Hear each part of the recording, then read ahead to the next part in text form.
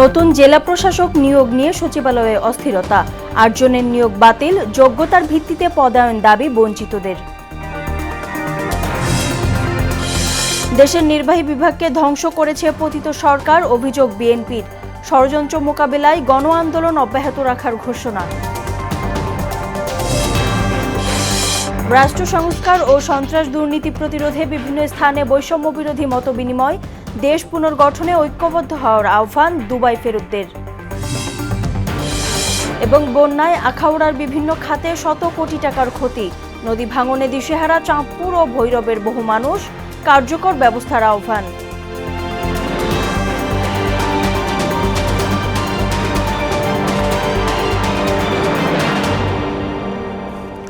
আসসালামু আলাইকুম, সবাইকে মোহনা সংবাদে স্বাগত। শুনছিলেন শিরোনাম, সঙ্গে আছি নাদিয়া নাহিদ।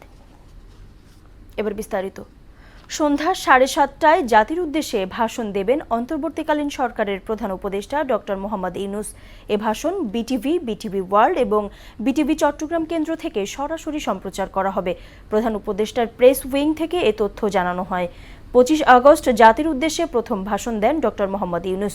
স্বৈরাচার পতনের 1 মাস পূর্তিতে 5 সেপ্টেম্বর দেশবাসীকে একটি বিশেষ বার্তাও দিয়েছিলেন প্রধান উপদেষ্টা। নতুন নিয়োগ পাওয়া 59 ডিসির মধ্যে 8 জনের নিয়োগ বাতিল করেছে সরকার।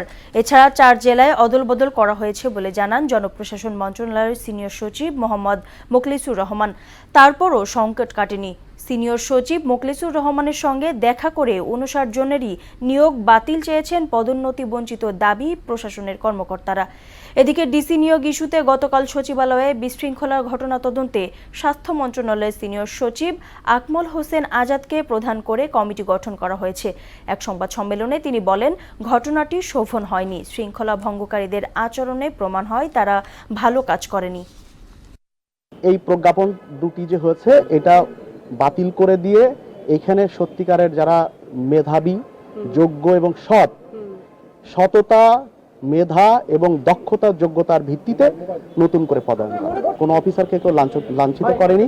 ওখানে অফিসারদের সাথে আলাপ হচ্ছিল, তখন নিজেরা নিজেদের মধ্যে হট্টগোল করেছে। গণতন্ত্রের বিরুদ্ধে ষড়যন্ত্র থেমে নেই উল্লেখ করে তা প্রতিহত করতে বিএনপির গণ আন্দোলন অব্যাহত থাকবে বলে জানালেন বিএনপির স্থায়ী কমিটির সদস্য জাহিদ হোসেন। আর শেখ হাসিনার শাসনামলে নির্বাহী বিভাগকে ধ্বংস করে দিয়েছে বলে মন্তব্য করলেন স্থায়ী কমিটির আরেক সদস্য আমির খসরু মাহমুদ চৌধুরী। রাজধানীতে আলাদা অনুষ্ঠানে তারা এসব কথা বলেন। আরও জানাচ্ছেন ওশা ফেরদৌস। আবারও সমাবেশের ঘোষণা দিয়েছে বিএনপি। রাজধানীর নয়াপল্টনে দলের কেন্দ্রীয় কার্যালয়ে এক যৌথ সভা শেষে ব্রিফিংকালে বিষয়টি নিশ্চিত করেন দলের স্থায়ী কমিটির সদস্য ডাক্তার AZM জাহিদ হোসেন। স্মরণ সভা 14 তারিখ কেন্দ্রীয় শহীদ মিনারে গণতন্ত্রের সমাবেশ হবে বিএনপির 15 তারিখে। বলেন, গণতন্ত্রকে প্রাতিষ্ঠানিক রূপ দিতে সংগ্রাম চলমান, আর এর জন্য সবাইকে একসঙ্গে কাজ করার আহ্বানও জানান তিনি। এই দেশের বিরুদ্ধে ষড়যন্ত্র থেমে নাই, গণতন্ত্রের বিরুদ্ধে ষড়যন্ত্র থেমে নাই। কাজেই এই ষড়যন্ত্রকে রুখে দেওয়ার জন্যই 15 সেপ্টেম্বর এই দেশের মানুষ, এই ঢাকা শহরের মানুষ সর্বত্র একত্রিত হবে এবং এই তাদের উপস্থিতি সকল ষড়যন্ত্রের বেড়াজাল ভেঙে আগামী দিনে গণতন্ত্র উদ্ধারের পথকে আরো মসৃণ করবে। এদিকে গুলশানের চেয়ারপারসনের কার্যালয়ে বিএনপি মহাসচিবের সঙ্গে অস্ট্রেলিয়ান হাই কমিশনারের সাক্ষাৎ শেষে সাংবাদিকের মুখোমুখি হন স্থায়ী কমিটির সদস্য আমির খসরু মাহমুদ চৌধুরী। গত 15-16 বছরের দেশের চরম রাজনীতিকরণ এবং ক্ষমতার অপব্যবহার এবং নিজেদের লোক বসানোর যে একটা প্রচেষ্টা ছিল, দেশের আজকে এই নির্বাহী বিভাগে আজকে বস্তুতপক্ষে একটা দলীয় নির্বাহী বিভাগ ছাড়া তার কিছু বাকি নাই।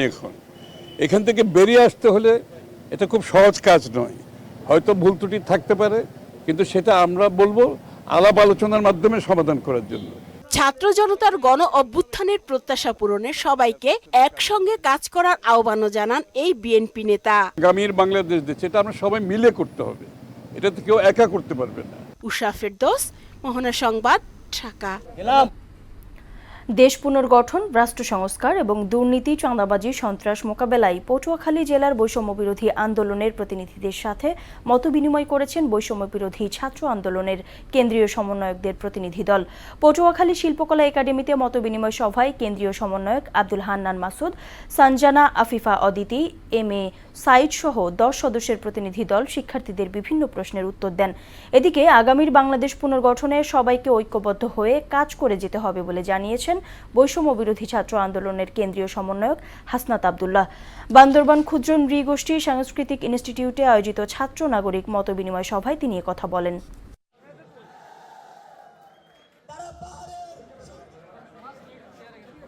রাষ্ট্র পুনর্গঠনের সময় আমাদের মধ্যে যত মত পার্থক্য রয়েছে সে সবগুলোকে দূরে ঠেলে দিয়ে শুধুমাত্র বাংলাদেশকে পুনর্গঠনের জন্য আমরা সবাই একসাথে থাকবো। যতক্ষণ পর্যন্ত না এদেশের প্রতিটি মানুষ ক্ষমতাসীনদের সামনে নির্ভয়ে প্রশ্ন করতে পারবে, ততক্ষণ পর্যন্ত এই দেশে আমাদের এই ছাত্র জনতার লড়াইটা চলতে থাকবে।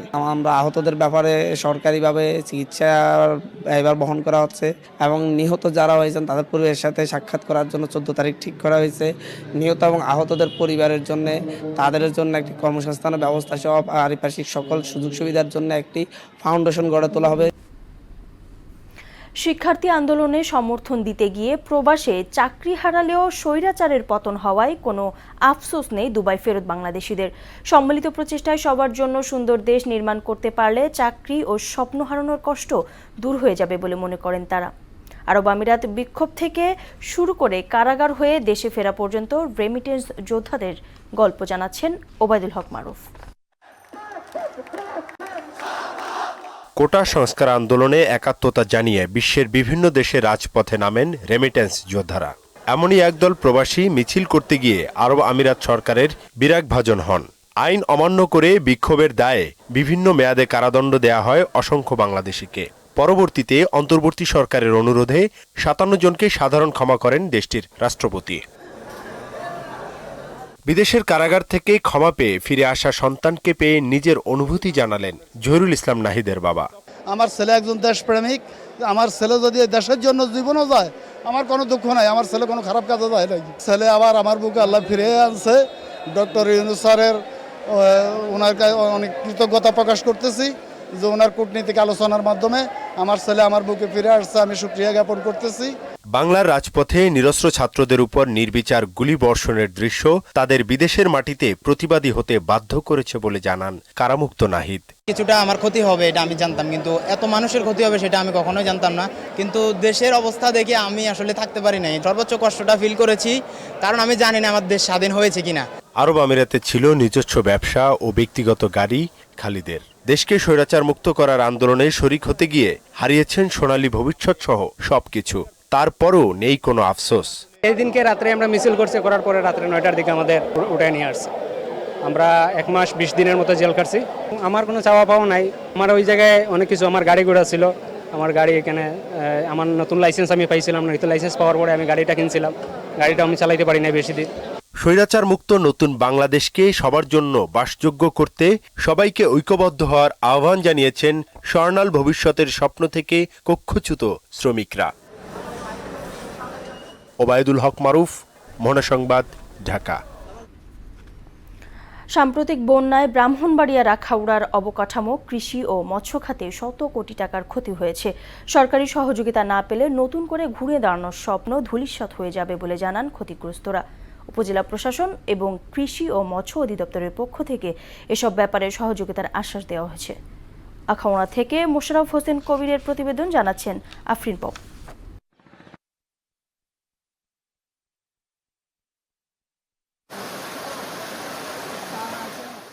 বন্যায় ব্রাহ্মণবাড়িয়ার আখাউড়ায় ভারত সীমান্তবর্তী 3টি ইউনিয়নের ব্যাপক ক্ষতি হয়েছে।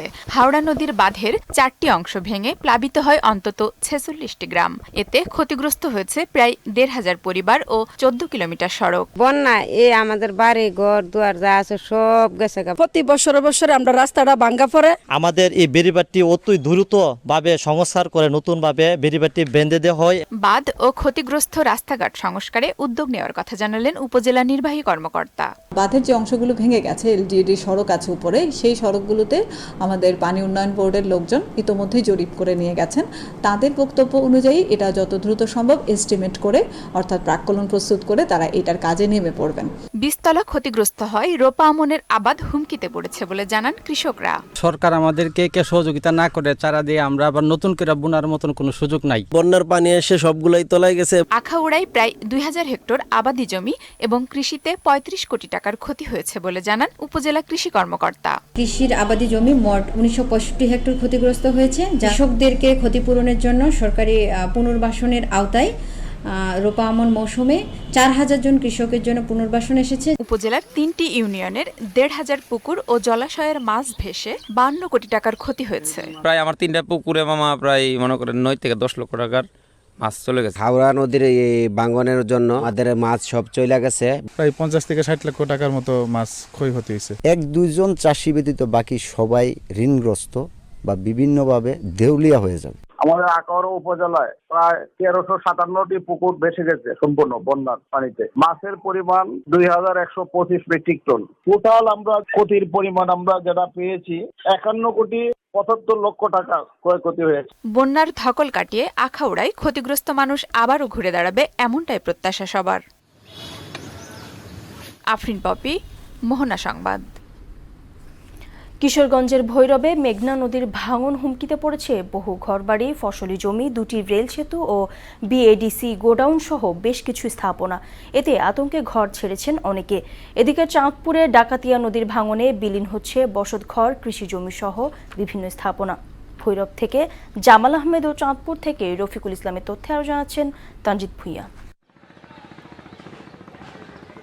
কিশোরগঞ্জের ভৈরবে মেঘনা নদীর হঠাৎ ভাঙনে ঘরবাড়ি সহ বিভিন্ন স্থাপনা নদী গর্ভে বিলীন হয়েছে। এছাড়াও মেঘনা গ্রাস করেছে নদী তীরবর্তী বাজারে প্রবেশের একটি বাইপাস সড়ক। ভুক্তভোগীদের অভিযোগ, নদী থেকে অবৈধভাবে বালু উত্তোলনের কারণে এই ভাঙন। বালু কাটার কারণে আমাদের এই বাড়িঘর ভেঙে গেছে। 30-35টা ঘর ছিল, সবগুলো ভেঙে একসাথে গেছে। ভাঙন রোধে সংশ্লিষ্ট দপ্তর কাজ করে চলছে বলে জানালেন স্থানীয় প্রশাসনের এই কর্মকর্তা। আমরা সামগ্রিক বিষয়টি নিয়ে আমরা আমাদের জেলার যে পানি উন্নয়ন বোর্ডের যে এক্সেল মহোদয় আছে ওনার সাথে কথা বলেছি, জেলা প্রশাসক স্যারের সাথে কথা বলেছি। ওনারা দ্রুতই জিও ব্যাগ সহ ব্লকের ব্যবস্থা করছে। এদিকে চাঁদপুরে ডাকাতিয়ার করাল ঘাসের মধ্যে তলিয়ে গেছে প্রায় 500 মিটার এলাকা। ভাঙনের হুমকিতে রয়েছে আরও 5 শতাধিক পরিবার। এতে আতঙ্কিত স্থানীয় বাসিন্দারা। গত 1 দশকে বাগাতি গাছতলা ডাকাতিয়া নদীর ভাঙনে বিলীন হয়েছে 1 কিলোমিটার এলাকার অসংখ্য বাড়িঘর, মসজিদ, মাদ্রাসা, কবরস্থান ও ফসলি জমি। অচিরে সবকিছু ভাঙ্গা নদীতে বিলীন হয়ে গেছে, কবরস্থান, মসজিদ সবকিছু নিয়ে গেছে। এখন মাথা গোছানোর মতন ঠাই দেওয়ার মতন জায়গাও আমাদের নাই। ভাঙ্গনের প্রতিরোধের জন্য সরকারের কাছে আমরা আকুল আবেদন করতেছি। পানি উন্নয়ন বোর্ড বলছে ভাঙন রোধে একটি ডিপিপি পরিকল্পনা মন্ত্রণালয়ে আছে। পরিকল্পনাটি পাশ হলেই কাজ শুরু হবে। স্থায়ী প্রতিরক্ষা কাজের প্রকল্প পানি সম্পদ মন্ত্রণালয়ে প্রেরণ করা হয়েছে। প্রকল্পটি অনুমোদিত হলে এই এলাকায় 300 মিটার স্থায়ী প্রতিরক্ষা কাজ বাস্তবায়ন করে নদী ভাঙনের প্রবণতা রোধ করা হবে। অচিরেই নদী ভাঙন রোধে কার্যকর পদক্ষেপ না নিলে ভিটেমাটি হারিয়ে নিঃস্ব হবে নদীর পাশে বসবাসকারী পরিবার। তানজিদ ভুঁইয়া, মোহনা সংবাদ। কুষ্টিয়ায় কোনো কারণ ছাড়াই অস্থির চালের বাজার। মাত্র কয়েকদিনের ব্যবধানে বস্তা প্রতি 2 থেকে 300 টাকা বেড়ে গেছে সব ধরনের চালের দাম। মিল মালিকরা বলছেন ধানের দাম বৃদ্ধির কারণে চালের দামও কিছুটা বাড়িয়েছেন তারা। আর মজুতদারদের বিরুদ্ধে হুঁশিয়ারি দিয়েছেন কৃষি বিপণন অফিস। কুষ্টিয়া থেকে মিলন খন্দকারের তথ্যে আরও জানাচ্ছেন শারমিন স্বর্ণা। কয়েকদিনের ব্যবধানে কুষ্টিয়ায় পাইকারি বাজারে বেড়ে গেছে চালের দাম। এর প্রভাবে খুচরা বাজারেও কেজিতে 5 থেকে 10 টাকা বেড়েছে সব রকম চালের দাম। এতে বেশি বিপাকে পড়েছেন নিম্ন ও মধ্য আয়ের মানুষ।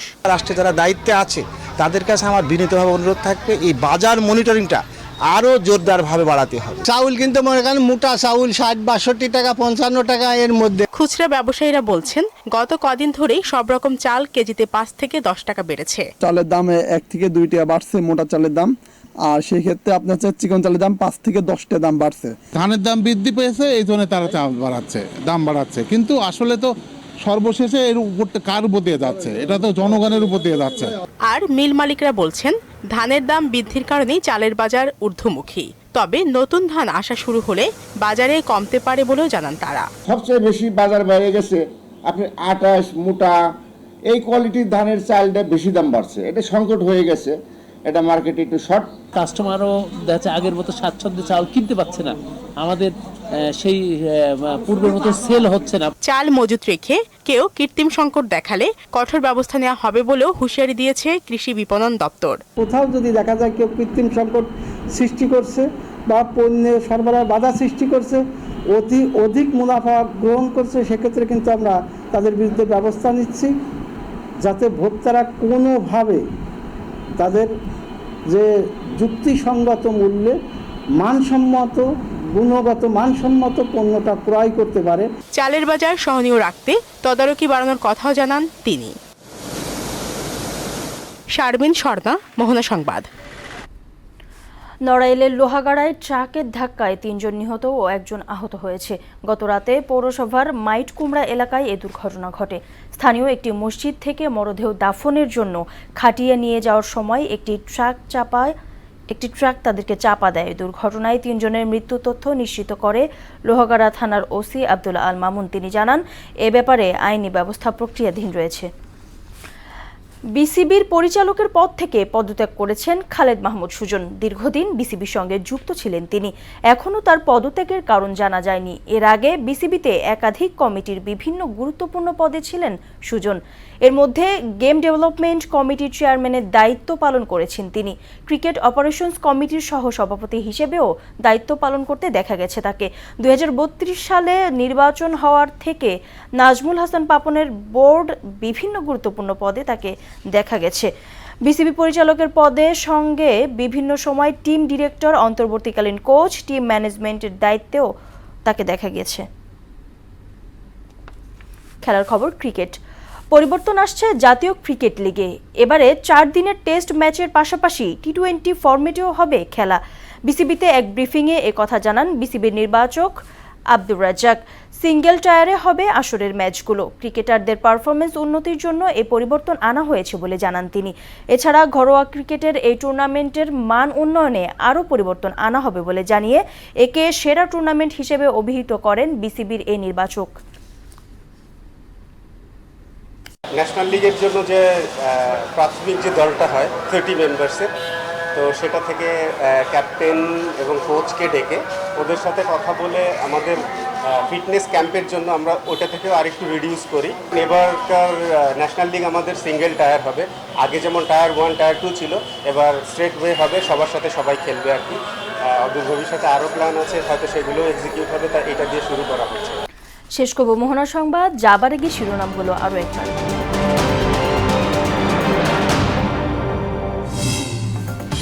নতুন জেলা প্রশাসক নিয়োগ নিয়ে সচিবালয়ে অস্থিরতা, 8 জনের নিয়োগ বাতিল। যোগ্যতার ভিত্তিতে পদায়ন দাবি বঞ্চিতদের। দেশের নির্বাহী বিভাগকে ধ্বংস করেছে পতিত সরকার, অভিযোগ বিএনপির। ষড়যন্ত্র মোকাবেলায় গণ আন্দোলন অব্যাহত রাখার ঘোষণা। রাষ্ট্র সংস্কার ও সন্ত্রাস দুর্নীতি প্রতিরোধে বিভিন্ন স্থানে বৈষম্য বিরোধী মতবিনিময়। দেশ পুনর্গঠনে ঐক্যবদ্ধ হওয়ার আহ্বান দুবাই ফেরতদের। এবং বন্যায় আখাউড়ার বিভিন্ন খাতে শত কোটি টাকার ক্ষতি। নদী ভাঙনে দিশেহারা চাঁদপুর ও ভৈরবের বহু মানুষ, কার্যকর ব্যবস্থার আহ্বান। এই ছিল সংবাদে। পরবর্তী সংবাদ দেখবেন রাত 9টায়। এর আগে সংবাদ এক নজরে দেখবেন সন্ধ্যা 7টায়। মোহনার সবশেষ খবর জানতে ভিজিট করুন www.mohana.tv। সংবাদ দেখতে পারেন ফেসবুক ও ইউটিউবও। এতক্ষণ সঙ্গে থাকার জন্য সবাইকে ধন্যবাদ।